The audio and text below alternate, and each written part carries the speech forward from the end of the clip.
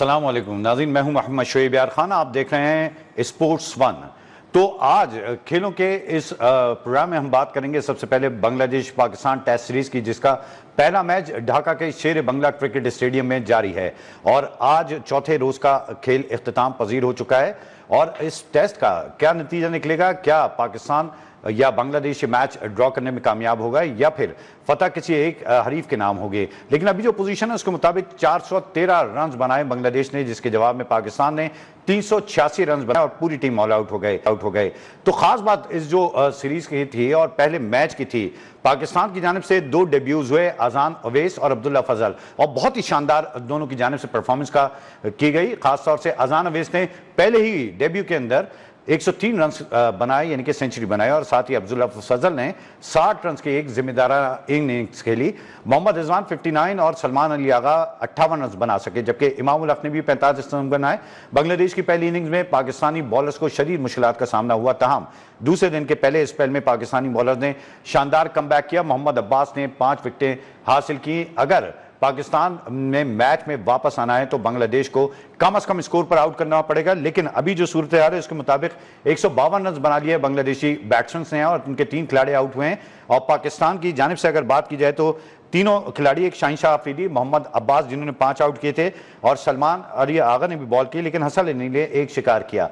तो मजमूई जो सूरत हाल है मैच ड्रॉ की जानिब दिखाई दे रहा है। एक और सेशन में हम बात करेंगे ऑस्ट्रेलिया और पाकिस्तान के सीरीज के हवाले से। स्कॉटलैंड पाकिस्तान के लिए स्कॉटलैंड का ऐलान कर दिया है। पाकिस्तान ने जो स्क्वाड का ऐलान किया है ऑस्ट्रेलिया ने, तो बांग्लादेश का टूर पाकिस्तान करेगी। और इस हवाले से आपको बता दें कि जो ऑस्ट्रेलिया का स्क्वाड है वो एक मरतबा फिर पाकिस्तान आने के लिए तैयार है। सिलेक्शन पैनल ने पाकिस्तान और बांग्लादेश के खिलाफ वनडे, T20 और इंटरनेशनल सीरीज के लिए स्क्वाड्स का ऐलान किया। ऑस्ट्रेलिया और पाकिस्तान के खिलाफ 3 वनडे इंटरनेशनल मैचेस रावलपिंडी में 30 मई को, लाहौर में 2 और 4 जून को खेले जाएंगे, जिसके बाद टीम बांग्लादेश रवाना होगी। 3 वनडे मैचेस ढाका 9, 11 और 14 जून को होंगे, जबकि इंटरनेशनल T20 3 मैचेस चिट्टग्राम 17, 19 और 21 जून में होंगे। पाकिस्तान के खिलाफ स्क्वाड में कुछ तब्दीलियां की गई हैं। ओडीआई में ऑस्ट्रेलिया की जानिब से मिचेल मार्श कप्तान होंगे और बड़ी अच्छी टीम उतारी गई है। देखना है कि पाकिस्तान क्या टीम उतारता है। हमारे साथ प्रोग्राम में बात करने के लिए हमारे साथ मौजूद है स्पोर्ट्स एनालिस्ट खजर आजम मौजूद हैं,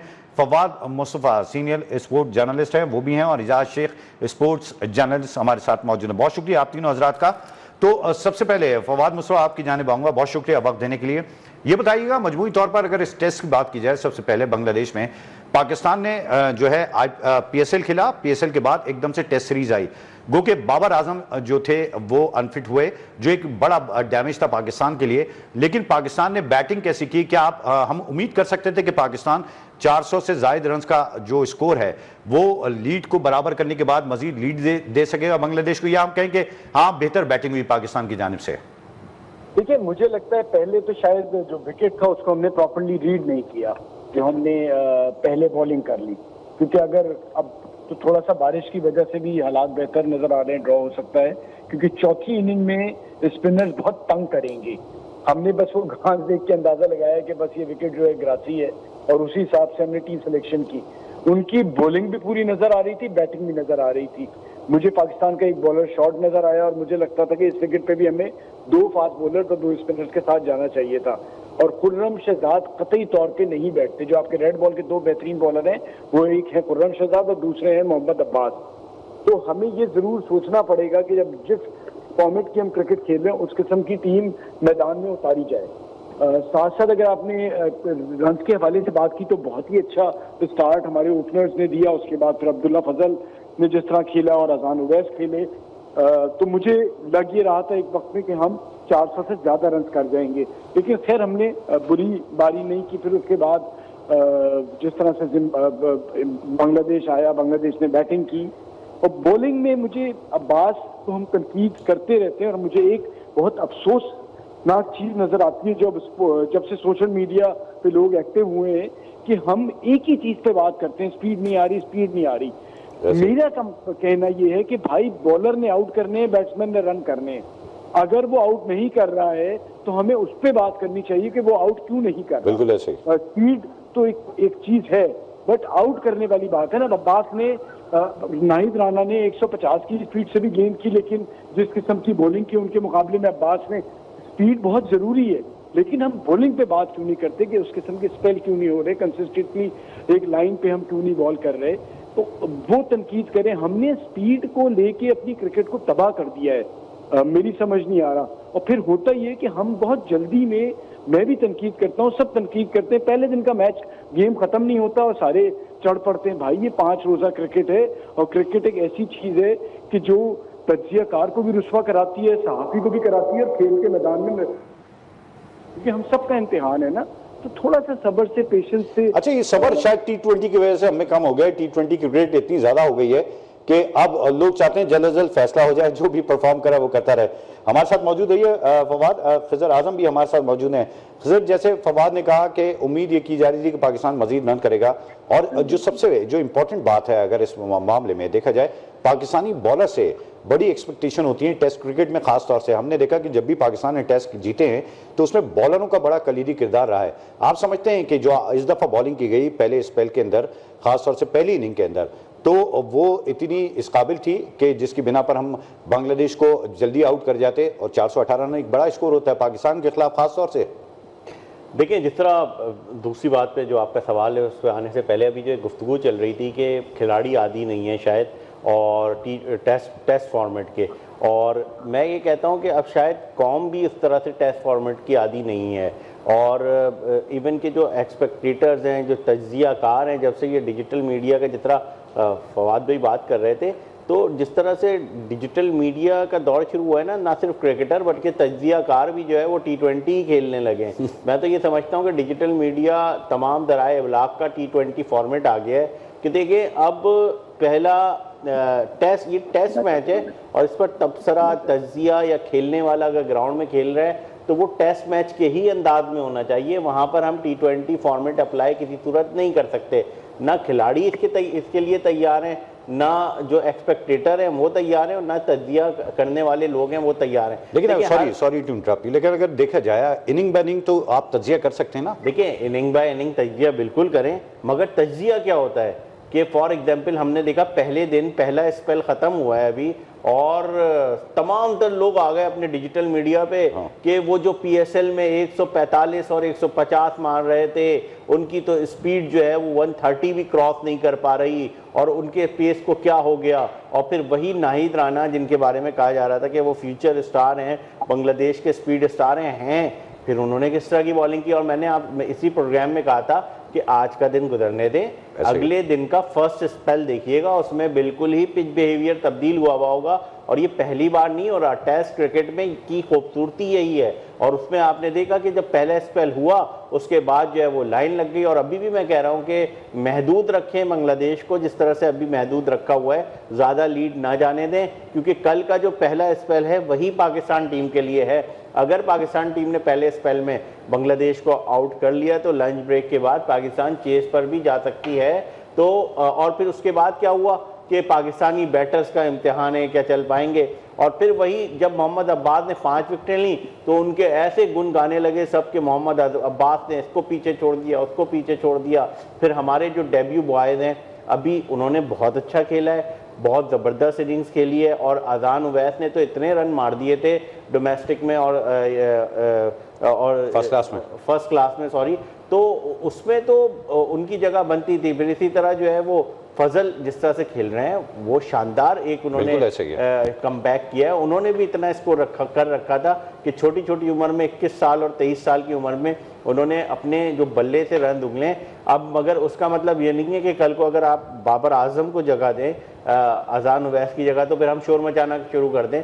सबका एक वक्त है, अपनी जगह है, क्योंकि देखिए ये थोड़ी सी नाइंसाफी नहीं होगी कि आप अगर बांग्लादेश में अगर आप डेब्यू कराते हैं 2 प्लेयर से और अगर वो परफॉर्म भी कर देते हैं तो सीनियर प्लेयर चाहे बाबर ही क्यों ना हो, मैं तो बड़ा फैन हूं बाबर का, लेकिन बात की मेरी पर्सनल राय हो सकती है। लेकिन आप नहीं समझते कि अगर कोई प्लेयर परफॉर्म कर रहा है तो उसको एकदम से आप हटा के उस प्लेयर को लिया है जो बाहर बैठा हुआ था? नहीं, देखें फिर मैं इस पर अगला सवाल ये करूंगा कि फिर इसी टीम ने इंग्लैंड भी तो जाना है, फिर इंग्लैंड में होगा तकनीक का इम्तिहान, इंग्लैंड में सिचुएशन बिल्कुल तब्दील हुई हुई होगी। तो आपने बाबर को भी लेकर चलना है, आपने अजान को भी लेकर चलना है, आपने जितने भी गाजी गौरी टीम का हिस्सा बने हैं उनको भी मौका देना है, मोहम्मद रिजवान को भी लेकर चलना है। तो ये एक सर्किट होगा, बारी बारी प्लेयर्स को जो है वो आपने जो है वो लेकर चलना होगा। मेरा ख्याल है कि अगर बाबर फिट होते हैं तो बाबर का कमबैक करना बिल्कुल बनता है। बाबर देखें सिर्फ प्लेयर नहीं है बाबर, अब आपने देखा पाकिस्तान सुपर लीग के मैच में इवेंट के, अभी आप बांग्लादेश में भी देख लेंगे कि जिस डे बाबर बैटिंग कर रहे होंगे उधर क्राउड बिहेवियर कुछ और होगा, लोग बाबर को देखने आते हैं। तो हमें नहीं, सिर्फ बाबर एक मिसाल दे रहा था, बाबर तो ब्रांड है, इसमें दो राय नहीं है और बाबर को तो खेलना चाहिए, लेकिन बात ये होती है कि अगर आप हल्की सीरीज के अंदर किसी को चांस देते हो वो इसलिए थोड़ी देते कि वो परफॉर्म ना करे। एजाज शेख की जानिब रुख करेंगे। एजाज, बात सिर्फ इतनी हो रही है कि जब टेस्ट शुरू होता है सोशल मीडिया सरगर्म हो जाता है, बॉल टू बॉल भी आजकल कमेंट्री होती है और खासतौर से एक ऐसी सिचुएशन में जब आपको पता ही नहीं होता कि 5-6 दिन तक मैच जाएगा और क्या होगा। हमारा बिहेवियर क्यों ऐसा हो गया कि हम हर मैच को T20 की जानिब ले जाते हैं और टेस्ट क्रिकेट का जो असल हुस्न है वो 90 ओवर्स और 5 दिन है, उसकी तरफ क्या पब्लिक का रुझान कम हो रहा है? बात सीधी सी है कि जो सोशल मीडिया वाले हैं उन्होंने भी अपना चूरन बेचना है, उन्होंने अपने फॉलोअर्स की तादाद बढ़ानी है, पैसे गेन करने हैं, तो उनके पास और कुछ क्या रह जाता है। तो सेकेंडरी बात जो अहम तरीन है वो ये है कि अगर नेशनल चैनल जो होते हैं वो जो अगर किसी ने एक खिलाड़ी आउट किया है 100 रन दे के अगर एक खिलाड़ी आउट किया है तो उसकी ले दे तो करेंगे ना, उसको ये इसकी बुरी परफॉर्मेंस है। और अगर अजान वेस्ट सेंचुरी करेगा तो उसको कहेंगे कि उसने उम्दा परफॉर्म किया है। लेकिन इसकी भी बुनियादी वजह ये होती है कि अगर शहनशाह अफरीदी जैसा बॉलर है उसकी पिटाई होती है तो आप ये टेस्ट फॉर्मेट है तो T20 में तो सिर्फ 4 ओवर्स करने पड़ते हैं। तो असल जो क्रिकेट का हुस्न है वो तो सिर्फ और सिर्फ टेस्ट क्रिकेट है, ये वनडे। उसके बाद ये तो दूसरी जो T20 है वो तो फन गेम है, मारो उधर मारो, चौके मारो, छक्के मारो, नहीं लग रहे तो फिर आउट होके पवेलियन में वापस लौटो, दूसरे को चांस दो। तो जो बॉलिंग है वो उसका भी यही हिसाब होता है कि बस मारी जाओ, अगर कोई आउट हो तो वेल एंड गुड, अगर नहीं होता तो ठीक है पर पिटाई होगी जी हो गई। लेकिन क्रिकेट का जो असल हुस्न है वो सिर्फ और सिर्फ टेस्ट क्रिकेट है। और अगर टेस्ट क्रिकेट में जिस तरह के नहीद राना की पहले बात हो रही थी, नहीद राना एक बहुत बड़े अच्छे फास्ट बॉलर हैं, तो उन्होंने भी 100 से ज्यादा रन देके सिर्फ एक विकेट सिर्फ हासिल की थी, जो सबसे बड़े और सबसे फास्ट बॉलर, सबसे आम बॉलर हैं बांग्लादेश के। तो ये अगर अजान अवैस है या बाबर आजम है तो टेस्ट फॉर्मेट में जिसको खिलाया गया है तो ये तो लाजमी बात है कि उसको परफॉर्म करना ही होगा। अगर परफॉर्म नहीं करेंगे तो जिसके हाथ में माइक है, टीवी का चाहे रिपोर्टर है चाहे डिजिटल का रिपोर्टर है, तो उसने अपनी जो चीज बेचनी है आगे लोगों तक पहुंचाना चाह रहा है अपने ख्यालात को, वो ख्यालात नेगेटिव भी हो सकते हैं, पॉजिटिव भी हो सकते हैं। तो उसने जो एक तय कर लिया है तो उसने उसके मुताबिक वो सारा काम करना होता है। असल बात सिर्फ ये है कि जो क्रिकेट है, अगर क्रिकेट को क्रिकेट समझ के देखा जाए और उस पर बात की जाए। और लेकिन इजाज मिजाज तो सबके अपने होते हैं, हम किसी को बाउंड नहीं कर सकते कि अगर कोई T20 का फैन है या वनडे का फैन है तो वो टेस्ट क्रिकेट देखे। उसकी खास वजह शायद ये भी तो नहीं है कि टेस्ट क्रिकेट का कम होना, पाकिस्तान जैसे बड़े मुल्क को बहुत कम टेस्ट मिलना, ये भी एक वजह तो नहीं है? नहीं, देखिए टेस्ट मिलना या टेस्ट ना होना ये तो सिर्फ सीधी सी बात हो रही है। ये एक तो FTP प्रोग्राम होता है जो इंटरनेशनल क्रिकेट काउंसिल की तरफ होता है, फ्यूचर टूर प्रोग्राम, और दूसरे जो वो होता है 2 तरफा सीरीज होती हैं। जितने भी ICC से मुल्हिका जो बोर्ड्स होते हैं या नहीं भी है तो वो बोर्ड टू बोर्ड तय पाते हैं कि आपने हमारे पास साथ आए पाकिस्तान में आए या हम श्रीलंका में आ जाते हैं, आप इतने टेस्ट खेल लो, आपको इतना मिलेगा, क्या एग्रीमेंट होते हैं, तो उसके तहत होते हैं। कोई किसी को मना तो नहीं करता।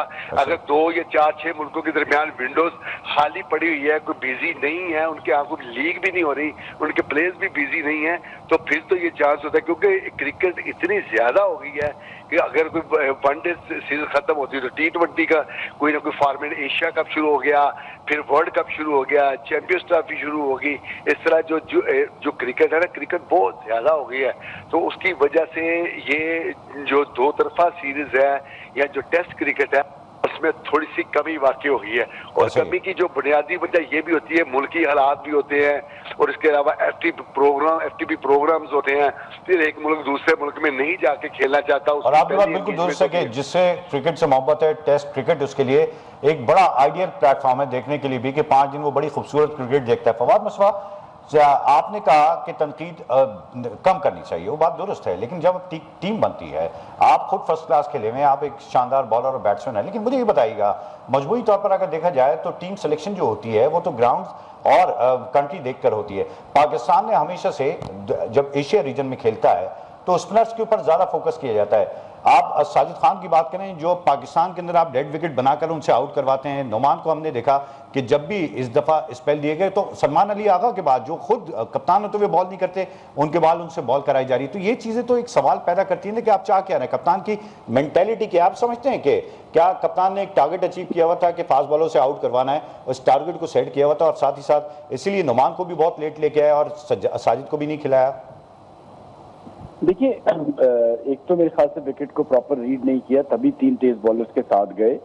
साथ साथ मेरा कहना यह है कि जो सक्सेसफुल रहे इस टेस्ट मैच में अगर आप देखें तो वो लड़के हैं जो 4 रोजा क्रिकेट को इज्जत देते हैं। अब्बास प्रॉपर प्रेसिडेंट ट्रॉफी भी खेलते हैं, रेड बॉल क्रिकेट इंग्लैंड में खेलते हैं, उसके साथ अजान ओवैस खेले, परफॉर्म किया, अब्दुल्ला ने परफॉर्म किया, इमाम हक ने आपका हनीफ ट्रॉफी भी खेली, फर्स्ट क्लास क्रिकेट भी खेल रहे होते हैं। तो मेरा कहना यह है कि जब आप टीम बनाते हैं ना, तो आप ये तय कर लें कि अब रेड बॉल और व्हाइट बॉल क्रिकेट अलग हो गई है। तो आपने जो रेड बॉल के बॉलर भी अगर परफॉर्म करके आए हैं ना, तो फिर आपकी वही प्रायोरिटी होने चाहिए। हसन ने और शाहीन ने अगर रेगुलर खेलना है तो फिर फर्स्ट क्लास क्रिकेट भी रेगुलर खेलनी होगी और हमें चीजों को प्लान करना पड़ेगा।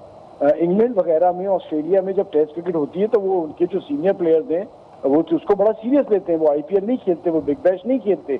हमारा मिजाज ये है कि हम रेड बॉल क्रिकेट को बहुत ही एक ऐसा क्रिकेट लेते हैं कि चले जी खेलनी है, बट दुनिया भर में जो बड़ी क्रिकेट खेलने वाले मुल्क हैं वो उनकी प्रायोरिटी रेड बॉल क्रिकेट है, हमारी प्रायोरिटी व्हाइट बॉल क्रिकेट है। आप सोचिए ना, आपने बैक टू बैक 10-11 मैचेस खेले हैं पीएसएल के और उसके 2 दिन बाद जाके आप टेस्ट मैच खेलने जा रहे हैं, तो फर्क तो आता है। साथ साथ अगर आपने बाबर की बात की, अगर शायद ऑस्ट्रेलिया की ये टीम होती और रिकी पॉन्टिंग रेस्ट कर रहे होते, नया लड़का आगे परफॉर्म कर देता, तो शायद ऑस्ट्रेलियन रिकी पॉन्टिंग को रेस्ट करा देते कि अभी ये आया है, ये खेला है, इसने रन किया, अगला मैच भी यही खेलेगा। लेकिन हमारा मिजाज ऐसा है कि हमारे यहाँ हमेशा से सीनियर खिलाड़ी को एक एडवांटेज हासिल होता है कि अगर वो इस तरह से अनफिट भी हो जाता है तो वो दोबारा पहली चॉइस बन जाता है। मेरा कहना ये है कि अगर दूसरी इनिंग देखते हैं किस तरह से अब्दुल्ला खेलते हैं, अगर अच्छी बारी रहती है तो आप टीम को क्यों छेड़ेंगे। इसके बाद भी 3 टेस्ट मैचेस इंग्लैंड में हैं, उसके बाद आपके वेस्ट इंडीज में है, तो क्रिकेट तो आपकी हो रही है, बट ऐसा होगा नहीं। वो कुछ भी करेंगे, मोस्ट प्रॉब्ली किसी न किसी की जगह बाबर जरूर आएंगे। अब क्या आप सऊद शकील को बिठाएंगे? तो लेट्स सी क्या होता है। बट फिर वक्त है ये कि अगर कल का पहला सेशन की आप बात करेंगे तो अगर तो बांग्लादेश ने 250 के करीब कर दिए जो भी हमें चेस करने हुए, तो फिर ड्रॉ भी करते हुए जिस तरह से बॉल ब्रेक हो रहा है और मेहंदी ने पहली इनिंग में तंग किया, आपके पास 7 लेफ्ट हैंडेड बैटर हैं, आसान नहीं होगा आपके लिए। बट स्टिल बारिश की वजह से एक चांस बन गया है कि मैच ड्रॉ हो जाए, बट अभी तक बांग्लादेश ने हमसे बेहतर क्रिकेट खेली है। बांग्लादेश में बेहतर क्रिकेट खेली, एक वजह शायद ये भी है कि पाकिस्तान पीएसएल खेल के आ रहा है। सऊद शकील जैसा प्लेयर जो कि टेस्ट प्लेयर है, वो भी पीएसएल के अंदर पंजा आजमाई करता है, कभी ओपनर आता है और अपने छक्के चौके मारने के चक्कर में अपनी जो मिच्योर क्रिकेट है उसको भी डिस्टर्ब करता है। खैर, ये जो बात हो रही है, बात ये कि सबसे ज़्यादा तनकीद इस बात पर होती है पाकिस्तानी प्लेयर्स के ऊपर कि उनका जहाँ पर रोल है वहाँ पर उनको डिस्प्ले नहीं किया जाता।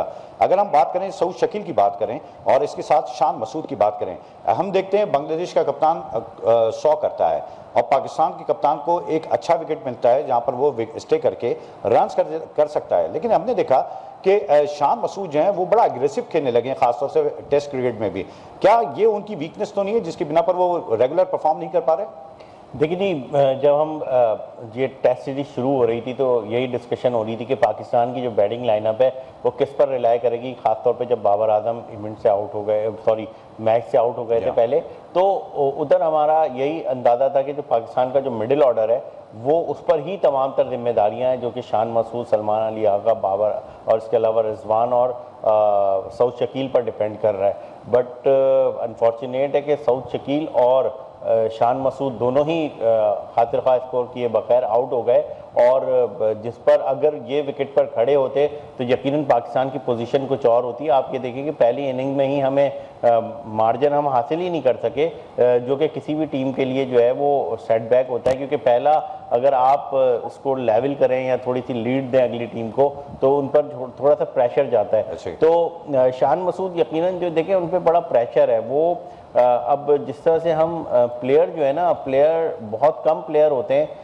जो अपने गेम पर ज़्यादा फोकस कर रहे होते, पब्लिक की तनकीद पे इतना ज़्यादा रिएक्ट नहीं कर रहे होते। अब जिस तरह से शान मसूद ने बतौर T20 प्लेयर हमने देखा पूरे T20 टूर्नामेंट में, PSL में हमने बात की कि उन्होंने अपने गेम को बड़ा इम्प्रोवाइज़ किया है, बहुत तेज़ गए हैं वो और बहुत फास्ट क्रिकेट खेली है उन्होंने अपनी टीम के लिए। बट उनकी जो असल पहचान है वो है टेस्ट क्रिकेट। अगर वो यही पहचान खो देंगे तो ये बहुत बड़ा एक सेटबैक होगा। मैं समझता हूँ कि शायद अनलकी रहे शान मसूद के जो इस पिच पर स्कोर नहीं कर सके, मगर वही कहते हैं ना कि पिच हर सेशन में, टेस्ट क्रिकेट में पिच जो है वो अपना बिहेवियर चेंज करती है। और मगर जो शान मसूद जैसे प्लेयर हैं या जो सऊद शकील जैसे प्लेयर हैं, ये इतने तजुर्बेकार प्लेयर हैं कि इनसे एक्सपेक्टेशन यही की जा रही थी कि जब आपके बोर्ड पर इतना ज़बरदस्त स्कोर यंगस्टर्स ने जिनका डेब्यू है उन्होंने सेट कर दिया है, तो आपके लिए तो पूरी एक बैटिंग पैराडाइज एक तरह से वो बन सकती है। और लिस्ट ए को अगर मैं देखूं तो सऊद शकील का जो स्कोर है लिस्ट ए में भी बहुत ज़बरदस्त स्कोर है और वनडे में भी वो बहुत अच्छा परफॉर्म करते रहे हैं, कर सकते हैं। बट सऊद शकील भी शान मसूद की तरह एक पक्के और वो कहते हैं ना कि बड़े कड़क प्लेयर हैं टेस्ट फॉर्मेट के। तो मोस्ट प्रोबेबली जो अब नेक्स्ट इनिंग है मुझे ऐसा लग रहा है कि उसमें इन्हीं प्लेयर्स को जिम्मेदारी शो करनी पड़ेगी। लेकिन डिपेंड करता है कि बांग्लादेश आपको मार्जिन छोड़ता है नहीं छोड़ता है। एक दिन बाकी 7 विकेटें बाकी हैं और अगर बांग्लादेश कोशिश करेगा कि मैच ड्रॉ की तरफ जाए, इजाज बड़ी इंपॉर्टेंट बात यह है कि पाकिस्तान के पास मार्जिन कितना है इस मैच को जीतने का। एक तो अब 7 विकेटें बाकी हैं, आखिरी दिन बाकी है, क्या उम्मीद की जा सके कि पाकिस्तानी बॉलर कम बैक करेंगे? स्पेशली नोमान को हमने टीम में शामिल किया हुआ लेकिन उन्होंने पहली इनिंग में तो अच्छी बॉल नहीं की, अब्बास पर डिपेंड किए हुए हैं। और हसन अली की चॉइस कैसी है? आप क्या समझते हैं कि हसन अली को टेस्ट क्रिकेट और एकदम से ऐसे खिलाना दुरुस्त है, कॉम्बिनेशन बन रहा है? देखिए, हसन अली का जो रिदम है ना, जो हमने PSL में उनको खेलते हुए देखा है, वो बहुत अच्छा रिदम था। वो बिल्कुल पूरी भरपूर फॉर्म में थे, लेकिन ये भी किस्मत का अमल दखल बड़ा होता है कि उनके वो विकेट नहीं हासिल कर सके। ये तो एक अलग बात है। ठीक है कि अब नए बॉलर आ गए, हुनैन है, आकिफ है, जिस तरह दूसरे बॉलर आए तो अब उनको मौका दे, मोहम्मद अली है जिस तरह, तो उनको मौका मिलना चाहिए था, इनको रेस्ट करवा देना चाहिए था। इतनी कोई बड़ी बात तो थी नहीं। तो नए जो लड़के होते तो वो शायद इनसे ज्यादा जान लड़ाते और इनको जरा आराम का मौका मिल जाता, उनको अपना आप शो करने का मौका मिल जाता। तो जरूरी था कि मोहम्मद अली को और हुनैन शाह को कम से कम इस टीम का हिस्सा होना चाहिए था। और साथ अब्बास अफरीदी होते, शहीन अफरीदी भले रिजर्व में भी होते तो मैच खेल लेते, दूसरा टेस्ट खेल लेते, एक खेल लेते, तो बहुत था उनके लिए। जहां तक आपने सज्जाद नुमान की बात की है या साजिद की बात की, तो इन दोनों बॉलर्स का तो मैं तो पहले दिन से ये कहता हूँ, जब आप पंखे लगा के मुल्तान में आकिब जवेद साहब करवाएंगे, उनको उनसे बॉलिंग करवाएंगे, उनके लिए स्पेशल एक पिच बनेगी, तो फिर वहां पे वो विकेट हासिल करेंगे। तो गैर मुमालिक में जाके, दीगर मुमालिक में जाके तो आपको ना पंखे इस्तेमाल करने देगा कोई, ना कोई पिच से एक खिलवाड़ करने देगा। तो वहां पर तो इनकी कली खुलेगी, इनकी असल जो वर्थ है वो क्या है। दो के डोमेस्टिक में नुमान साजिद दोनों बड़े अच्छे बॉलर हैं, लेकिन ये अब इनको शो करना चाहिए था कि ये जो तमीरी तनकीद इन पे होती है कि क्या ये पंखों वाले प्लेयर ही रह गए हैं, इसके अलावा पास अपनी सलाहियत कुछ नहीं है। लेकिन इजाज भाई, अगर हम थोड़ी सी ज्यादती ना करें तो हम इस बात को भी देखें ना कि एक स्पिनर का एक कॉम्बिनेशन होता है। सलमान अली आगा कप्तान होते हुए बॉल नहीं करते, तो अब नुमान के साथ उनका साथ देने वाला स्पिनर ये जैसे साजिद है, तो हम एक एडवांटेज तो दे सकते हैं नुमान को इस बात का कि शायद कॉम्बिनेशन ही था इस वजह से जो वो इस तरह परफॉर्म नहीं कर पा रहे। देखिए, तीन जब आप फास्ट पेसर खिलाएंगे तो एक की जरूरत पड़ती है। तो सलमान अली आगा को जब कप्तान शान मसूद गेंद पकड़ाएगा तो वो करेगा ना, ये तो नहीं कि उसने सलमान अली आगा ने खुद ही बॉल पकड़ के तो बॉलिंग तो नहीं शुरू कर देनी। नहीं, रेगुलर स्पिनर नहीं था। नहीं, मेरी बात सुने। अगर सलमान अली आगा को एशिया कप में भी मौका मिला था तो उन्होंने बॉलिंग नहीं की। फिर जहां पर बाद में बड़े इवेंट में मौका मिला तो उनको नहीं बॉलिंग बॉलिंग दी गई या वो खुद भी नहीं करते, तो हम इनको कंसीडर ही क्यों करें कि एज ए बॉलर भी उनका कोई डोमेन है, तो उनका कोई रोल होना चाहिए, तो वो कुछ करें। तो एक लगातार वो स्पेल कर ही नहीं रहे, ओवर्स कर ही नहीं रहे, अगर करते हुए एक आध ओवर पार्ट टाइम करते हैं तो उनको हम कंसीडर नहीं कर सकते। अगर आपको पता है कि बांग्लादेश की पिचेस में और कराची की पिच में कोई खास फर्क नहीं होता, हाँ पाकिस्तानी जो विकेटें हैं वो भी वैसे ही तकरीबन होती हैं, तो अब 2 स्पिनर आप खिला लेते, 3 अगर वो खिला लेते। रही बात जो मिडल ऑर्डर बॉलिंग, जिस तरह खिजर भाई बात कर रहे, बड़ी अच्छी बात कर रहे थे, मैं उनको सेकंड करता हूं कि अगर शान मसूद है और साथ उनके सऊद शकील हैं, तो सऊद शकील ने बड़े मैचेस पाकिस्तान को जितवाए हैं, या हारते हारते पाकिस्तान टीम को बचाया है कि पाकिस्तान वो मैच नहीं हारे, तो हारा नहीं है पाकिस्तान। तो इसलिए सऊद शकील, होता यह है कि हर पूरी टीम अगर स्कोर करेगी तो फिर तो लाजमी बात है कि आप लीड हासिल करोगे। शान मसूद बिल्कुल नाकाम रहे, 19-18 रन बनाए, सऊद शकील 0 पे आउट हो गए, तो अगर वो भी थोड़े से कर लेते तो प्रेशर में वाकई टीम होती, मेहमान जो मेजबान टीम है, तो उस दौरान अगर इनके पास 50-60 की बढ़तरी होती रन की, तो उस 50-60 में 3 खिलाड़ी 2 खिलाड़ी आउट हो जाते, तो पाकिस्तान ने डोमिनेट करना था। तो पाकिस्तान ने जो बैकफुट पे चला गया, तो उनके लंबे स्कोर के बाद उन्होंने 400 का हिस्सा एक बड़ा फट्टा लगा दिया था, तो वो 413 रन बना दिए थे पहली इनिंग्स में। तो पाकिस्तान के लिए ये उम्मीद थी कि पाकिस्तान उस जो 50-60 की अगर लीड होती तो उसमें इनके 1-2 खिलाड़ी आउट कर लेते, लेकिन नहीं हो सका। तो सऊद शकील और शान मसूद वहां पर चलते हैं जहां पर उम्मीद नहीं होती। लेकिन ये जो अगर बैटिंग लाइन देखी जाए, जिस तरह अजान अवैस ने परफॉर्म किया है, उसके बाद अब्दुल्ला फजल ने किया है, सलमान अली आगा ने भी 50 बनाई है, तो इस तरह अगर देखा जाए ये जो रिजवान ने 50 बनाई है, तो हमारी बैटिंग लाइन एक फ्लॉप नहीं हुई कि इतने अच्छे स्कोर जब उनके सामने हो तो घबराए नहीं है कि 400 का उन्होंने हिस्सा बना दिया, उधर हिस्सा सजा दिया स्कोर बोर्ड पे, तो उन्होंने उनका मुकाबला किया। तो अभी भी जो पाकिस्तान की फेवर में ये मैच हो सकता है कि पाकिस्तानी बॉलर सुबह पहले स्पेल में आउट करे और स्कोर ज्यादा ना हो तो पाकिस्तान एक बार ट्राई करे। लेकिन मोस्टली देखा गया कि पाकिस्तान के लिए ऑल आउट नहीं जाता, कि कहीं अचीव करते करते अपनी विकेट गवा के पाकिस्तान टीम। अच्छा, ये डर बिल्कुल आपने दुरुस्त सुनाया। बहुत अरसे से पाकिस्तान में ये डर है कि हम अगर थोड़ा सा अग्रेसिव होंगे तो एक साथ विकेटें गिरेंगे, और होता भी ऐसे ही। कल भी बड़ी अच्छी पोजीशन थी जब दोनों जो न्यू कमर्स हैं उन्होंने अच्छा परफॉर्म किया। खिजर, ये जो बात है, हमारे साथ फवाद मौजूद हैं। फवाद, ये जो बात है जिस तरह से इजाज ने भी कही, मैं ये मालूम करना चाह रहा हूं कि हम देखते हैं एशियन विकेटों पे ज्यादातर कोशिश की जाती है कि टॉस जीतकर पाकिस्तान बैटिंग करता है ताकि आखिर में बॉलर जो है वो परफॉर्म करें। पाकिस्तान ने एक स्पिनर रेगुलर खिलाया है, और इस वजह से तो नहीं कि पाकिस्तान ने इसी वजह से सेकंड बैटिंग करने को प्रेफर किया ताकि अगर जो बैट्समैन है वो मैच ड्रॉ करा दें या मैच जितवा दें। ये पॉसिबिलिटी तो नहीं है टॉस की। फवाद मुस्तफा, आप मुझे सुन सकते हैं? हमारा राब्ता फवाद मुस्तफा से क्लियर नहीं हुआ। खिजर, बड़ी ये जो टेक्निकल चीज़ है, पाकिस्तान और एशिया में जब भी हम खेलते हैं हम देखते हैं कि पाकिस्तान टॉस जीतकर पहले बैटिंग करता है ताकि बॉलर्स के ऊपर बर्डन पड़े और वो जल्दी आउट करे, या पाकिस्तान अगर कम स्कोर भी करता है सेकंड इनिंग के अंदर तो एक आपके पास फेस सेविंग होती है। इस दफ़ा कप्तान ने टॉस जीतकर बैटिंग दे दी और चौथी इनिंग में बैटिंग के ऊपर राजी हैं, जहां पर हमने देखा वेदर में बारिश भी हो रही है कि कितनी खतरनाक विकेट हो जाती। तो ये क्या फैसला दुरुस्त था? देखिए, मेरा ऐसा लगता है कि थोड़ा सा माइंडसेट जो है ना, आपका जो कोचिंग पैनल चेंज हुआ है ख़ासतौर पे, वो भी इम्पैक्ट डालेगा अपना जो। और हम, आपने याद होगा, अगर आप याद करें तो सरफराज के टाइम पे भी हम चेजिंग पे ही जाते थे, अटैक करते थे, बॉलिंग करते थे, और हमारे जहन में ये होता था कि एक माइंडसेट है कि हमारे पास एक टारगेट हो जिसका हम पीछा करें या फिर मैच ड्रॉ करने की जानिब जाएं। तो ये तो एक माइंड होता है। अच्छा, एक और चीज़ होती है कि जब आपकी 4th नंबर पे बैटिंग आ रही होती है ना, और आपको अभी देखें अगर मैच ड्रॉ की तरफ जाता है या बांग्लादेश इस मैच को ड्रॉ की तरफ ले जाती है, तो ये सारा का सारा एक टेस्ट क्रिकेट में एक जो एक फिनोमेना बना हुआ है ना। लोग कहते हैं यार ये देखो, ये बांग्लादेश फाइटिंग की जीत की तरफ नहीं जा रहा, ड्रॉ करने की तरफ जा रहा है। तो ये भी एक फिनोमेना होता है कि जो दूसरी बैटिंग करती है टीम, उसको अगर सही मौके पर मैच मिल जाए तो वो फिर जो है वो चेस की तरफ जाती है, बसूरत दीगर वो टीम ड्रॉ की तरफ ही आगे बढ़ रही होती है। बट मैं ये समझता हूँ कि जिस तरह आपने बोला कि स्पिनर्स का गेम, अब देखें पाकिस्तान साइड से तो स्पिनर नहीं चले मगर बांग्लादेश के तो स्पिनर चले।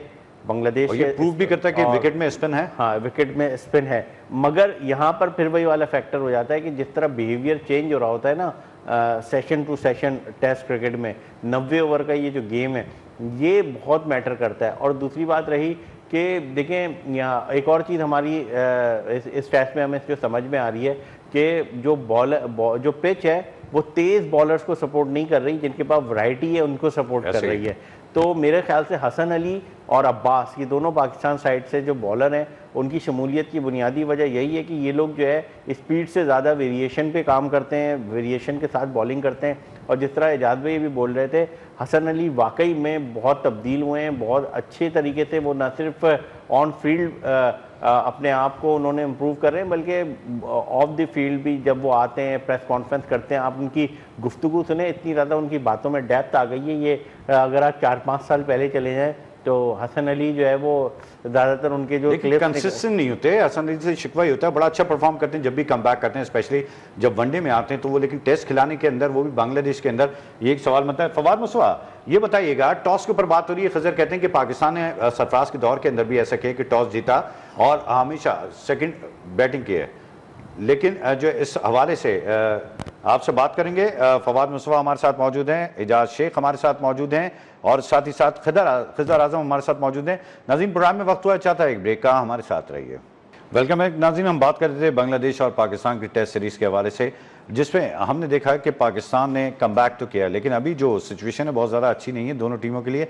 अगर जब पहला सेशन होता है, जैसे खिजर आजम ने कहा था, पाकिस्तान जल्दी आउट कर देता है बांग्लादेश को, तो पाकिस्तान के पास एक मार्जिन मौजूद है। खिजर, शॉर्ट टाइम है, लेकिन ये बताइएगा, पाकिस्तान वनडे रैंकिंग भी जारी हुई है, इसके अंदर हम देखते हैं कि ऑस्ट्रेलिया नंबर 1 है, इंडिया नंबर 1 है, ऑस्ट्रेलिया है, फिर पाकिस्तान जो है वो 3 से 4 के ऊपर आ गई, साउथ अफ्रीका ने तीसरा नंबर पर कब्जा कर लिया। पाकिस्तान की परफॉर्मेंस इतनी बुरी हो रही है, क्या ग्रेजुअली और नीचे की जानिब जाएगा पाकिस्तान? देखिए, बिल्कुल ओवरऑल परफॉर्मेंस पाकिस्तान की अच्छी नहीं है। हम खुश रहे, एक महीना पाकिस्तान सुपर लीग देखी, बट पाकिस्तान की जो इंटरनेशनल रैंकिंग है वो दिन ब दिन नीचे की तरफ आ रही है। ये तो तीसरे नंबर पे हम कुछ एक समझे कि 1-2 टीमों ने अपना एक गैप लिया हुआ था, तो उसकी वजह से हम ऊपर आ गए थे। बट ओवरऑल अगर हम देखे जाएं तो हमारी जो क्रिकेट है वो इंटरनेशनली बहुत डाउनफॉल की तरफ गई है और हमें इस पर बहुत ज़्यादा काम करने की ज़रूरत है। बहुत काम है, जल्दी अगर हम इसको काम डाउन करें, पाकिस्तान के कल कितने मार्जिन है? पाकिस्तान क्या हम समझते हैं पहले सेशन के अंदर आउट करके? मुझे पूरी उम्मीद है कि पाकिस्तान पहले स्पेल में बांग्लादेश के जो बैटर्स हैं उनको मुकम्मल तौर पे आउट कर देगा और पाकिस्तान टीम कल चेस की तरफ जाएगी। ये मेरी पूरी अंडरस्टैंडिंग है। और अगर 200-250 रन हो जाते तो पाकिस्तान आराम से चेस कर लेगा या कर लेगा जी, कर लेगा। पाकिस्तानी प्लेयर को ये खासा हासिल है कि वो तेज खेलने के माहिर है। पाकिस्तान प्रेडिक्टेबल टीम है, पाकिस्तान के अंदर यही होता है, जैसे आपने कहा, बिल्कुल दुरुस्त फरमाया, कुछ भी हो सकता है और क्रिकेट आखिरी बॉल तक का गेम है और पाकिस्तान की टीम इतनी अनप्रेडिक्टेबल है कि कुछ भी कर सकती है। बिल्कुल, बहुत शुक्रिया। खिजर आजम हमारे साथ मौजूद है, फवाद मुसवा मौजूद है, एजाज शेख हमारे साथ मौजूद है। प्रोग्राम का वक्त खत्म हो जाता है, उम्मीद यही है कि पाकिस्तान शायद और यकीनन भी कि पाकिस्तान कल जल्दी आउट करे पहले सेशन में और उसके फौरी बाद वो रन चेज कर ले और ये टेस्ट मैच जीतकर पूरी कौम को खुश कर सके। अपने मेहमानों का बहुत शुक्रगुजार हूँ। वक्त खत्म हुआ, अपना बहुत ख्याल रखिएगा। पाकिस्तान जिंदाबाद।